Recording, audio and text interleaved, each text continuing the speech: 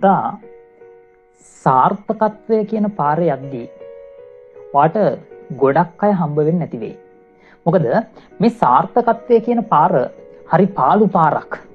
මේ පාරේ ගොඩක් අය යන්නේ නැහැ. ඒ වගේම තමයි මතක තියාගන්න කවුරුත් ඔයා වෙනුවෙන් වැඩ කරන්නේ නැහැ.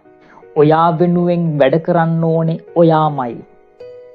සමහර විට ඔයා එක අරමුණකට වැඩ කරද්දී ඒ අරමුණ ගැන හරි අවබෝධයක් නැති මිනිස්සු වාට hina වෙයි. වාට කතන්දර කියයි. ගණන් ගන්න එපා. ඔයා ඔයාගේ ගමන යන්න. ඔයා දන්නවා නම් ඔයා යන්නේ හරි පාරක හරි අරමුණකට කියලා ඔයා ඔයාගේ ගමන යන්න. පුතා ඒ ගමන යද්දී කාගේවත් අත්පුඩි බලාපොරොත්තු වෙන්න එපා. තනියම සටන් කරන්න පුරුදු වෙන්න. මතක තියාගන්න ඔයා දිනන දවසට මුළු ලෝකෙම ඔයාට අත්පුඩි ගහයි.